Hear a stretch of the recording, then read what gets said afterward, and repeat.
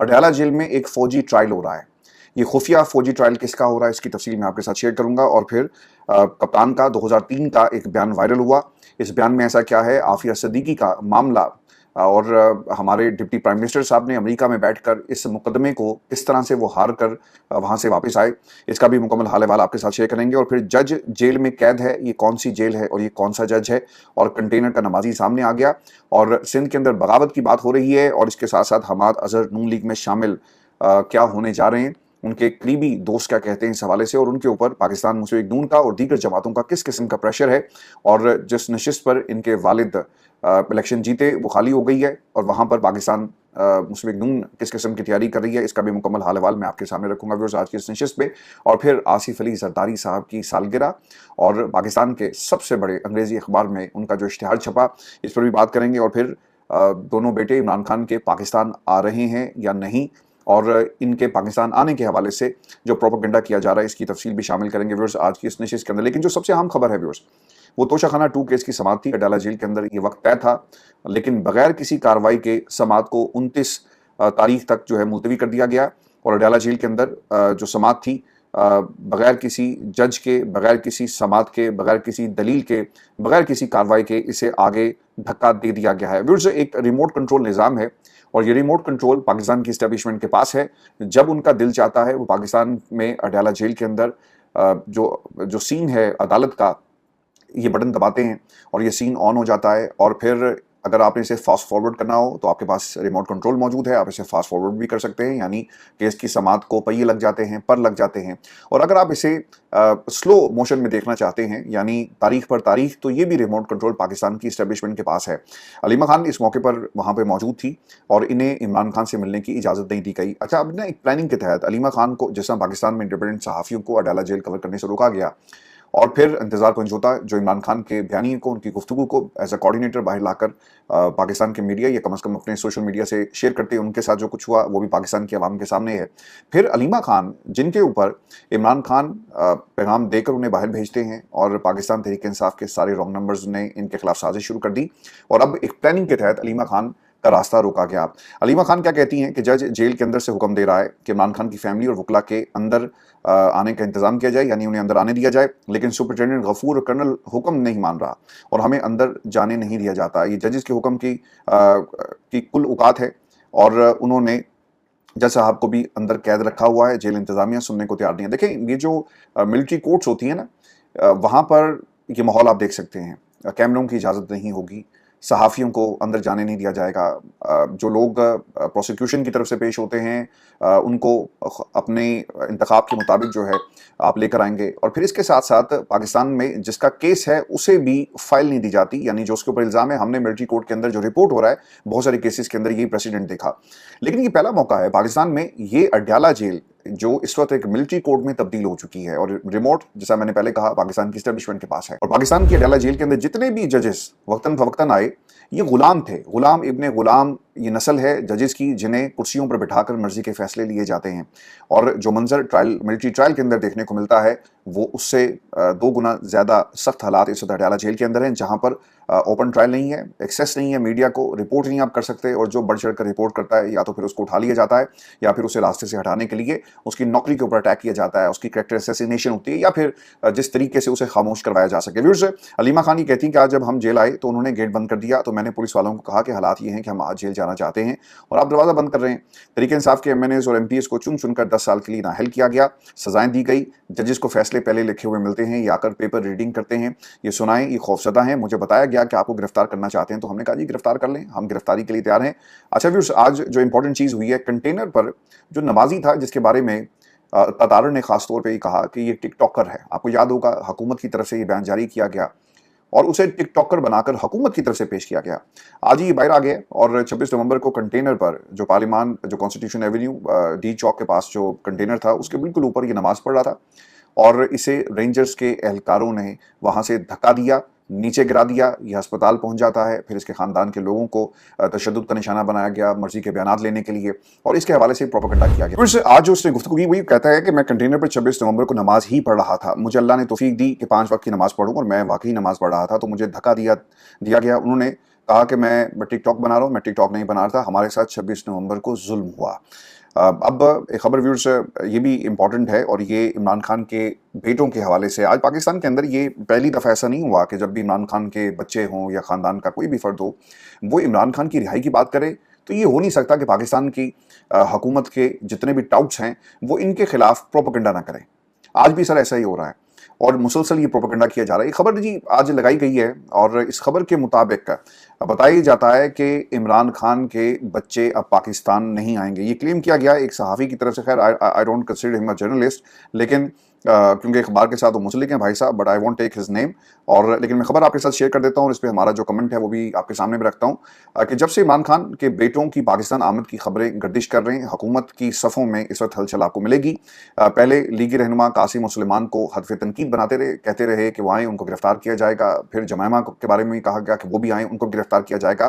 اب خبریں یہ آ رہی ہیں جی کہ یہ دونوں پاکستان آ نہیں رہے، یعنی انہیں پاکستان آنے سے روک دیا گیا۔ کس نے روکا؟ جمائمہ نے، اور ایک خاندانی لڑائی کا ذکر کیا جا رہا ہے کہ اس سے پہلے جو عمران خان کی بہنیں تھیں انہوں نے جمائمہ کو قبول نہیں کیا، اور اسی لیے انہیں علیحدگی ہوئی، انہیں پاکستان چھوڑ کر جانا پڑا۔ حالانکہ یہ وجہ نہیں تھی، خاندان کی باتیں اب خاندان والے بہتر بتا سکتے ہیں۔ جس طرح سے کریکٹر اسیسینیشن جمائمہ کی گئی ماضی میں اور آج بھی ہو رہی ہے، یہ ایک بنیادی وجہ بنی، اور پھر پاکستان کے لوگوں نے یہاں کی جو سیاست تھی اس طرح سے ان کو ویلکم نہیں کیا گیا۔ اس میں اور بھی بہت ساری وجوہات ہیں، لیکن جو سب سے بڑی وجہ تھی وہ ایک محاذ تھا جو ان کے خلاف کھولا گیا۔ اب جمائمہ گولڈ سمتھ کے بارے میں جو رپورٹ کیا جا رہا ہے کہ پاکستان سے جمائمہ گولڈ سمتھ کو تحریک انصاف کے ان لوگوں سے اس خاتون کی شناسائی ہے، پیغامات ارسال کیے تھے۔ قاسم و سلیمان کو پاکستانی انتظامیہ اور سلامتی کے اداروں سے کہیں زیادہ عمران خان کی بہنوں سے خطرات ہو سکتے ہیں، جنہوں نے جمائمہ گولڈ سمتھ کو اپنی بھاوج کے طور پر کبھی قبول نہیں کیا، اور نہ ہی انہیں کبھی اس کے بچوں کے ساتھ لگاؤ ظاہر کرنے دیا۔ یہ بھی کہا گیا کہ پاکستان میں تحریک انصاف کی قیادت کو امریکہ میں قیام کے دوران دونوں بیٹوں کے ساتھ جو سلوک تھا، سرد موہری، ایک کولڈ آپ کو ایٹیچیوڈ نظر آئے گا۔ حالانکہ ایسا نہیں ہے، برقی صاحب، سجاد برقی was there, Atif Khan was there, اور باقی لوگ بھی انہوں نے ان کو ویلکم کیا، اور جن لوگوں سے ان کی ملاقاتیں کروائی گئی یہ وہی لوگ ہیں جو اس لابی کا حصہ تھے، جو عمران خان کی رہائی کے لیے وائٹ ہاؤس کے اندر جن سے رابطے جاری رہے۔ تو ایسا نہیں ہے کہ پاکستان تحریک انصاف نے کچھ ایسا کیا ہو، اس کے اوپر ایک محاذ یہ کریٹ کر رہے ہیں کہ ادارے اور باقی لوگوں سے اور پاکستان کی ریاست سے ان کو خطرہ نہیں ہے، بلکہ زیادہ خطرہ خاندان کے لوگوں سے ہے۔ یہ ایک ایسا محاذ ہی کھولا جا رہا ہے جان بوجھ کر، تاکہ کنٹروورشل چیزوں کو بنایا جائے، لوگوں کو کنفیوز کیا جائے، اور ایک عدم اعتماد کی سچویشن یہ کریٹ کرنا چاہتے ہیں۔ دیکھیں اس کے اوپر تفصیل کے ساتھ پہلے بھی لوگ تحریک انصاف میں بہت سارے تھے جنہوں نے یہ بات کہی کہ یہ ان کی اپنی فیملی کا ڈیسیژن ہے۔ علی محمد خان کی میں گفتگو سن رہا تھا تو انہوں نے کہا کہ تحریک انصاف ایسا کچھ نہیں کر رہی، بلکہ یہ ان کی اپنی فیملی کا ڈیسیژن ہے۔ اچھا، یہ وہ لوگ ہیں جو عمران خان کی وجہ سے تحریک انصاف کے اندر ہیں، اور تحریک انصاف کو اپنی جماعتی سمجھتے ہیں اور اپنے دادا ابو کی جاگیر سمجھتے ہیں۔ آج اگر آپ سروے کروائیں تو آپ کو پتہ جائے گا کہ پاکستان کی عوام دونوں بیٹوں کو میدان میں اس تحریک کو لیڈ کرتا ہوا دیکھنا چاہتی ہے۔ اب وہ آتے ہیں یا نہیں آتے، یہ ان کی پرسنل چوائسیز ہیں، اور لیکن ایک ایسا دفتر کھول لیا گیا ہے جہاں سے یہ ساری خبریں لانچ کروائی جاتی ہیں، ان کو بنایا جاتا ہے، اور ایک کنفیوژن کریٹ کرنے کے لیے یہ سارا ماحول جو ہے وہ اس وقت پاکستان کے اندر آپ دیکھ رہے ہیں۔ اور آپ کو یہ بھی خبر دیں کہ جنرل فیض پر 9 مئی کے الزامات کا یہ معاملہ ہے، اور بتایا جا رہا ہے کہ فوج کی جانب سے 9 مئی کے فسادات میں لیفٹیننٹ جنرل ریٹائرڈ فیض حمید کے مبینہ کردار کی تحقیقات کے اعلان کے کئی ماہ بعد بھی ان کے خلاف اس واقعے کے حوالے سے اب تک کوئی باضابطہ الزام عائد نہیں کیا گیا، یعنی کوئی چارج فریم نہیں کیا گیا۔ نام نہ ظاہر کرنے کی شرط پر ایک سیکیورٹی عہدیدار نے بتایا کہ جنرل فیض کے کیس میں کچھ نیا نہیں، ہم جیسے ہی کچھ ملا تو ہم آپ سے ضرور شیئر کریں گے۔ گزشتہ سال پاک فوج کے جو شعبہ تعلقات عامہ ISPR نے یہ موقف اپنایا تھا کہ جنرل فیض پر سیاسی سرگرمیوں میں ملوث ہونے، آفیشیل سیکرٹس ایکٹ کی خلاف ورزی، اختیارات کے ناجائز استعمال اور ریاست کو نقصان پہنچانے کے الزامات کے تحت کارروائی کی گئی۔ رپورٹس میں یہ بھی کہا گیا کہ جنرل فیض کے سیاسی شخصیات سے وسیع روابط تھے، جن میں تحریک انصاف کے رہنما بھی شامل تھے۔ تو اب دیکھنا ہی ہوگا کہ ان کے اوپر کوئی کارروائی ان کے خلاف ہوتی ہے نہیں۔ اور جو ان کے وکیل ہیں اشفاق، ان کا بھی موقف شامل کیا گیا، اور وہ یہ بتاتے ہیں کہ ریکارڈ پر فیض حمید کے حوالے سے کوئی گواہ یا ثبوت موجود نہیں ہے جس کی بنیاد پر یہ کہا جائے کہ یہ 9 مئی کے ماسٹر مائنڈ تھے یا اس میں ملوث تھے۔ تو یہ بھی ایک طرح سے کیس جو ہے وہ لنگر آن ہوگا۔ میں آپ کو پھر یہ بھی خبر دے دوں کہ 26 نومبر کیس کی سماعت انسداد دہشت گردی عدالت میں تحریک انصاف کے کارکنان کے خلاف یہ سماعت ہوئی ہے جی۔ عدالت نے مسلسل غیر حاضر رہنے والے ملزمان کے ضمانتی مچلکے ضبط کرنے کا حکم دے دیا ہے، اور عدالت نے غیر حاضر ملزمان کے ناقابل ضمانت وارنٹ گرفتاری جاری کرتے ہوئے ان کی ضمانتیوں کو بھی نوٹس جاری کر دی ہیں، اور بعد ازاں عدالت نے کیس کی سماعت 31 جولائی تک ملتوی کر دی۔ اگر اس ملک کے اندر کسی شخص کو بلانا ہے تو وہ شہباز شریف صاحب ہیں، جنہوں نے ایک اسٹامپ پیپر کے اوپر ضمانت دی تھی کہ نواز شریف पाकिस्तान कुछ महीनों के अंदर वापस आ जाएंगे, लेकिन वो वापस नहीं आए। 5 साल उन्होंने बरतानिया में गुजारे, यहाँ से सियासत को कंट्रोल किया, बाजी को पलटने की वो कोशिशें करते रहे, सियासत में अपना मकाम हासिल करने के लिए उन्होंने दिन रात मेहनत की, खामोश रहे। एक वो वक्त आया जिन्होंने इनके ऊपर एहसान किए, वो आखिरकार इन्हीं के खिलाफ ये बोलना शुरू करते हैं और फिर ऐसा बोले कि इस सिलसिला रुक नहीं पाया और आज भी ये मुसलसल बोल रहे हैं। लेकिन इन जर्नैलों का जिनका ये नाम लेते रहे, मासवा एक के जिनमें फैज़ हमीद साहब हैं, इनके अलावा किसी का एहतसाब जो है वो नहीं हुआ। और अगर किसी ज़मानती को जिसने ज़मानत दी अगर बुलाना है तो शहबाज शरीफ साहब से पूछा जाए कि 5 बरस नवाज शरीफ साहब जो हैं वो किसके कहने पर पाकिस्तान की अदालती निज़ाम से, इंसाफ से, पाकिस्तान में कैद से भागकर लंदन के अंदर अपनी मर्जी की ज़िंदगी जो है वो गुजारते रहे। अब उसमें आपको ना एक खबर ये भी दे दूँ, और ख़बर ये है कि हमाद अज़हर साहब की नून लीग में शमूलियत की बात हो रही है। अब ये उनको ऑफ़र्स हैं जी, ये सिर्फ इनको नहीं है, बहुत सारे लोगों को हैं, और मैं इस हवाले से जो इस वक्त स्पेकुलेशन हो रही है सिर्फ वो आपके सामने रख रहा हूँ।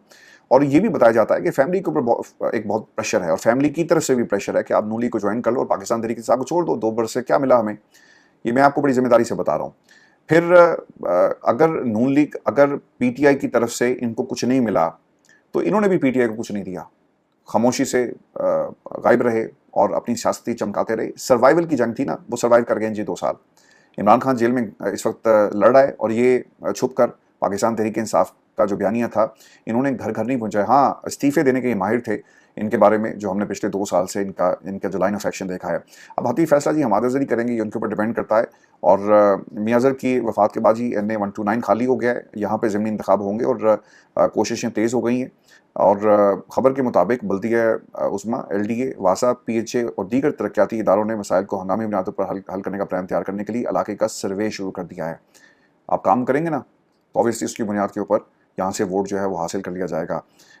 हमाद अज़हर को जेल के लिए धमकाया जा रहा है जी, ये भी एक इंपॉर्टेंट सवाल है। लेकिन अबू ज़र सलमान नियाज़ी साहब ने इस हवाले से कहा, अगर आपने देखा हो तो पिछले कुछ दिनों से वो उनके साथ साथ आपको नजर आएंगे, तो उन्होंने कहा जी कि ऐसी कोई बात नहीं है। और जब भी मेरी उनसे मुलाकात हुई तो उन्होंने कहा कि अपनी आखिरी सांस तक मैं इमरान खान के साथ खड़ा हूँ। तो हमाद अज़हर साहब के हवाले से ये बात जो है वो ज़रूर हो रही है। व्यूअर्स, वक्त बदल जाता है, लोग बदल जाते हैं, हालात बदल जाते हैं, लेकिन जो ये हुकूमत में बैठे हुए लोग हैं इन्होंने जिस तरह से बयानात बदले, आपको इसकी मिसाल कभी नहीं मिलेगी। आफिया सदीकी के हवाले से सबसे पहले खान साहब ने आवाज़ उठाई। मैं आपके सामने ना ये हकायक 1 बाय 1 भी रखता हूँ, लेकिन एक बयान जो कुछ रोज़ पहले ट्वीट किया किसी दोस्त ने, और हामिद मीर साहब की प्रोग्राम का ये क्लिप था जिसमें ख्वाजा आसिफ साहब क्या कह रहे थे, वो ये कह रहे थे कि जनाब इस मुल्क के अंदर लोगों को डॉलर के लिए आप अमेरिका के हवाले करते हैं, ठीक है, और फिर कुछ खुदा का खौफ खाएं, ये भी उनके अल्फाज थे। लेकिन आज ये लोग कहाँ चले गए, ये वो सवाल है जिसका जवाब इन लोगों के पास नहीं है। आपने डॉलर्स के लिए, आपने अपनी हुकूमत के लिए किस बुनियाद पर अमेरिका में बैठकर आफिया सदीकी के हवाले से बयान दिया? अब इसके अंदर कैच क्या है? कैच ये जी कि जो कुछ अमेरिका ने किया वो आइन और कानून के मुताबिक किया, और पाकिस्तान में जो कुछ इमरान खान के हवाले से हो रहा है ये आइन और कानून के मुताबिक हो रहा है। तो साढ़े नू ना पूछना, असी तानू नहीं पूछांगे। तो ये वो बात है जो इसके अंदर कैच था। आफिया सदीकी के हवाले से जो स्टेटमेंट इसहाक डार साहब अमेरिका में बैठ कर दी, वो क्या कहते हैं जी कि आफिया सदीकी को होने वाली सज़ा बिल्कुल दुरुस्त और बाकायदा प्रोसेस के बाद हुई। इसहाक डार ने अमेरिकी थिंक टैंक अटलांटिक काउंसिल में गुफ्तगू करते हुए कहा कि ये बयान सिर्फ इसहाक डार का नहीं, ये शख्स दोस्तों याद रखिएगा कि डिप्टी प्राइम मिनिस्टर हैं और ये साहब, और ये हुकूमत पाकिस्तान की नुमाइंदगी करते हैं, और वो खिताब कर रहे थे। तो ये पाकिस्तान की हुकूमत का मौक़िफ़ है इमरान खान के हवाले से।